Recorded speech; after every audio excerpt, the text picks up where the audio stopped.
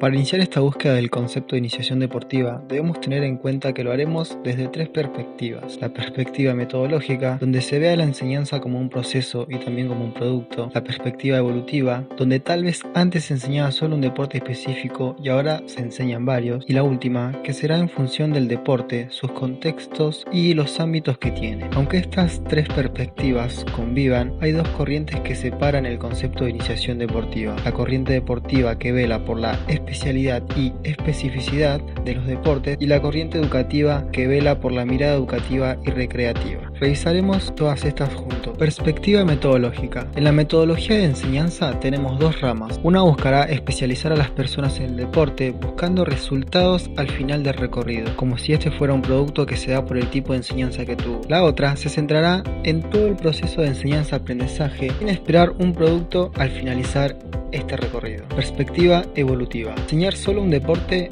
o varios. En esta perspectiva tendremos a muchos autores que defenderán la enseñanza de un solo deporte buscando el perfeccionamiento de los movimientos y las técnicas. La otra mirada estará a favor de la enseñanza de diversos deportes en su globalidad, viendo plantear una variada iniciación deportiva. Perspectiva deportiva basada en el contexto o ámbito deportivo en la iniciación deportiva. En esta perspectiva tendremos en cuenta tres contextos de iniciación deportiva y los objetivos que tienen los mismos. Estos serán el deporte recreativo, se hará solo por placer, el deporte educativo, el cual buscará colaborar al desarrollo deportivo de las personas, y el deporte competitivo, donde se buscará el alto rendimiento para ganar. Teniendo en cuenta estos y otros contextos, encontramos tres ámbitos deportivos en donde diferentes personas tendrán una relación variada con el deporte. El ámbito de deportes para todos buscará integrar a la mayoría de personas a una buena experiencia deportiva. Luego tenemos el ámbito deportivo de base y niveles competitivos, bajos y medios, donde las personas iniciarán deportivamente y aquellos que no hayan llegado al alto rendimiento seguirán compitiendo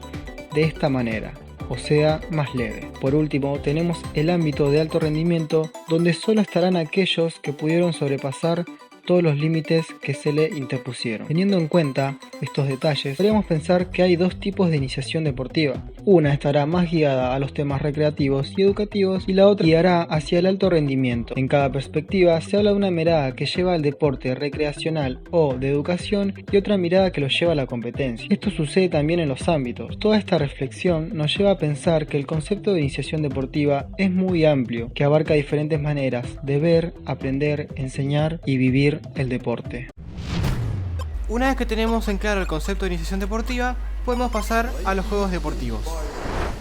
El juego deportivo son todas aquellas propuestas didácticas que nos permiten el desarrollo de diversas prácticas ludomotrices que presentan componentes comunes a los deportes. Son los llamados juegos sociomotores. Estos son juegos deportivos globales o de aproximación global al deporte, juegos deportivos reducidos y juegos deportivos modificados o simplificados. Estos tienen una concepción humanista y social. Consideran al alumno constructor crítico del conocimiento, hay una democratización de saberes con un sentido de inclusión, tiene una perspectiva educativa y se configura de acuerdo a los lineamientos curriculares. La propuesta de estos deben adecuarse al grupo, al contexto y al proyecto educativo, entre otras características más. Luego se encuentra el deporte educativo, y estos tienen la centralidad en el niño, adolescentes, jóvenes y adultos y sus prácticas deportivas, la democratización en los accesos a los saberes, una inclusión con participación activa, el logro de aprendizajes significativos, la atención a la grupalidad para la formación de ciudadanos, por último, a la competencia como medio formativo. Ambos son prácticas que se realizan en el segundo ciclo de educación primaria. En esta etapa se empieza con el juego deportivo, luego se pasa al deporte escolar, en donde entra el nivel secundario, y luego por último se pasa a una transposición didáctica. Algo que hay que tener muy en cuenta es el contexto escolar. Por eso, los deportes deben constituirse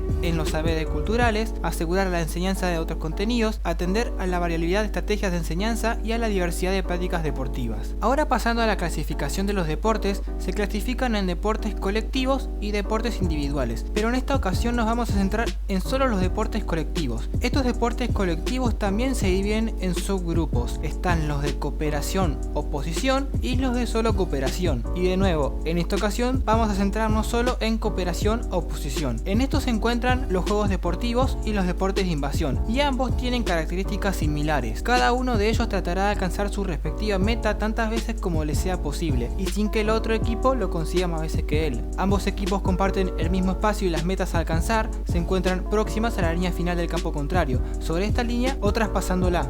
La situación de ataque determina la posición del móvil, por ejemplo una pelota, y con este se conquista el tanto. Además, se produce una oposición directa, la cual requiere el diseño de situaciones facilitadas para el proceso de iniciación. Una forma de resolver esto es con propuesta de situaciones donde se establezca como planteo didáctico la diferencia numérica a favor del ataque. Por último, el juego deportivo colectivo tiene diferentes fases. Está la fase de ataque y la fase de defensa. En los juegos de invasión, en la parte de defensa, hay un repliegue defensivo y hay una defensa propiamente dicha. Y en la fase de ataque hay un contraataque y un ataque propiamente dicho. ¿Cómo logra el docente todo esto? Bueno, el docente lo logra a través de un aprendizaje comprensivo. Este aprendizaje será el resultado de las propuestas de enseñanza que promueva el docente, las estrategias que disponga, las intervenciones que realice y las reflexiones que genere en cada uno de los alumnos. Ahora vamos a especificarnos un poco más en los juegos de invasión.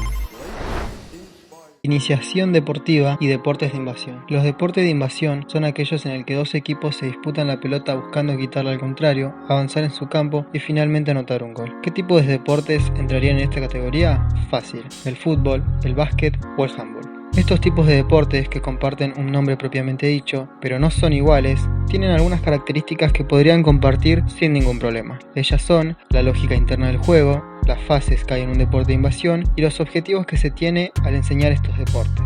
Vayamos a repasar cada uno de estos puntos. La lógica interna del juego. Cuando hablamos de este tema nos referimos a conocer los detalles de cada deporte para comprenderlos y poder actuar en la cancha en base a esos conocimientos que debemos entender serán los siguientes. El reglamento o reglas del juego, esto aclarará las dudas sobre el tiempo, campo de juego, interacción con los otros o también conocer el balón. La técnica o modelo de ejecución, los gestos técnicos o habilidades de juego nos permitirán responder de mejor manera a las situaciones que se presenten. El espacio de juego, relacionado con el reglamento, ya que las líneas demarcarán límites, zonas y además debemos pensar el cuerpo en relación con el arco, los rivales o los compañeros.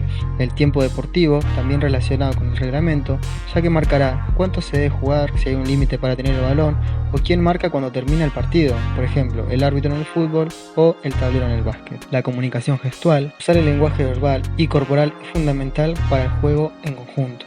La estrategia, esta puede variar, pero básicamente será buscar el gol cuando tenemos el balón y evitar el gol cuando no lo tenemos. La táctica tendrá en cuenta la estrategia, ya que con posesión de balón buscaremos mantenerla, llevarla al otro campo y anotar el gol. Sin la posesión buscaremos recuperar el balón, no dejar que el otro equipo avance y evitar el gol.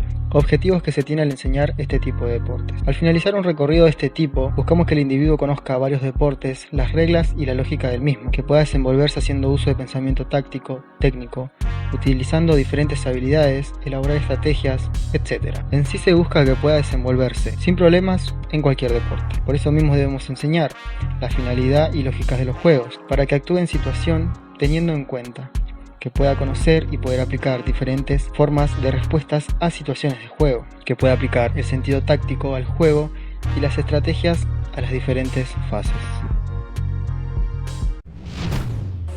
Siguiendo la línea de los deportes de invasión, ahora nos vamos a centrar en el handball y cómo es la evolución de su defensa. La evolución de la defensa en el handball. Entre los 9 y los 10 años hasta los 14 años es el periodo global. En esta etapa nos encontramos con una defensa sin sistemas, con una defensa en dos líneas, con una defensa individual y por último con una transición al juego tradicional. Luego, a partir de los 14 años hasta los 18 años nos encontramos con un periodo específico. En esta etapa aparece el aprendizaje específico y el perfeccionamiento específico. Luego, entre los 18 años hasta los 32, 33, 34 años se llama el periodo de rendimiento. Acá va a haber una especialización, un perfeccionamiento, un alto rendimiento, una conservación, una reducción y una readaptación. Ahora, solo centrándonos en el periodo global, nos encontramos con las siguientes defensas. El juego sin sistemas. El juego sin sistemas consiste en que los chicos jueguen como les plazca, pero en esta parte tenemos que tener varios puntos en cuenta. Primero, tenemos que establecer las intenciones. Todos los chicos tienen que participar activamente en el juego, y segundo, que los chicos tengan claro lo que buscan. Que tengan claro lo que buscan significa que los objetivos deben ser claros, las consignas precisas y que los alumnos deban explorar y descubrir por sí mismos. También se debe desarrollar la creatividad, se debe mejorar la motricidad general y luego las reglas se deben introducir poco a poco. Luego se pasa a la defensa individual. La defensa individual en este periodo no es solamente un sistema defensivo. No se debe tomar de esa manera puesto que, de ser así, nos estaríamos confundiendo con el mismo sistema del periodo de rendimiento. Lo que se tiene que tener en cuenta en la defensa individual es a quién defiende cada uno. Van a defender a oponentes fijos por toda la cancha. Luego también van a tener que retroceder hacia la mitad de la cancha y a partir de allí localizar un jugador fijo. Y por último, debe haber una localización de oponentes no fijos. Este periodo es de gran ayuda para la aparición del juego 1 contra 1. Luego nos encontramos con la defensa en dos líneas. Esta defensa consiste en una formación 3-3 que se da en la etapa entre los 11 y 12 años aproximadamente. En esta etapa aún no vamos a fijar posiciones como armadores, extremos o pivot. En esta defensa lo que se busca es emparejar los recorridos de los chicos en cuanto a distancias del terreno de juego entre la posición que atacan y de los que defienden. En esta etapa, cuando se pierde la pelota, los alumnos que se encuentren más cerca de la línea de 6 serán aquellos que formen la primera línea defensiva, y luego los que se encuentran un poco más lejos serán aquellos que conformarán la segunda línea, como los extremos y el pivote. Ahora que ya tenemos todos estos contenidos, podemos centrarnos en la educación física y el deporte.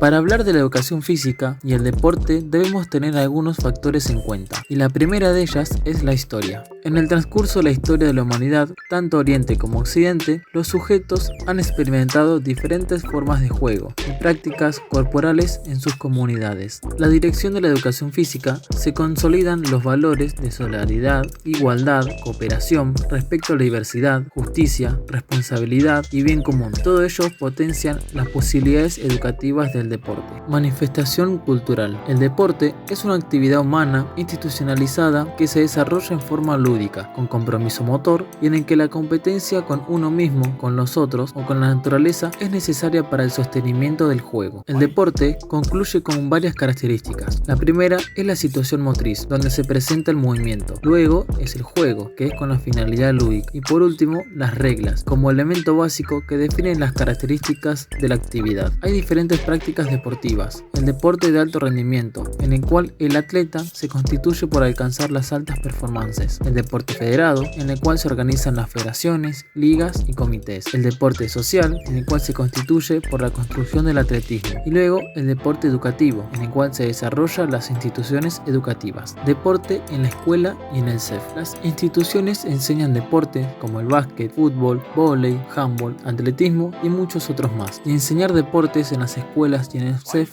implica primero el disfrute de diversas prácticas deportivas, el encuentro y la integración con otros, la construcción del pensamiento táctico y estratégico.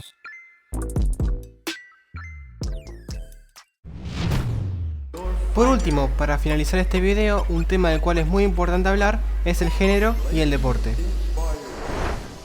El género es definido como el proceso mediante el cual el individuo biológicamente diferente se convierte en mujer y en hombre. Y aclaramos que hablar de género no es hablar de mujeres, sino que también es hablar de género femenino y género masculino. Y también hay que diferenciar el género del sexo. El género y el deporte tienen dos factores importantes. La primera es potenciar la educación y la segunda es construir deportes justos y seguros, eliminando las desigualdades, discriminación y violencia. Los Juegos Olímpicos.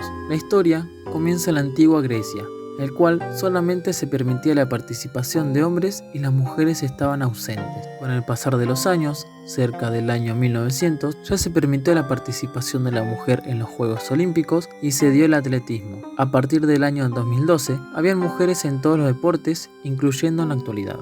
Luego, hay un gran obstáculo que impide el libre acceso y son los estereotipos. Ningún ejercicio pleno del derecho a, por ejemplo, practicar ciertos deportes. Personas trans no suelen jugar. La mujer deportista es macha o es lesbiana. La ceguera de género o se impone socialmente. A mí me ha pasado escuchar, muchas veces decir que mi deporte es un deporte de varones. El handball de chicas no es handball. Le decían, ¿a qué deporte haces? Le decías rugby. ¿Y femenino? Y, no me estás mirando. ¿Por qué tenés esas piernas? ¿Por qué te gusta golpearte? ¿Pero te gusta que te golpeen? No me ponía violenta, pero como que ya contestaba mal. Sin darte cuenta también bajás tu nivel de rendimiento y no está bueno. Es muy difícil permanecer en un ambiente así tan machista. Es muy difícil.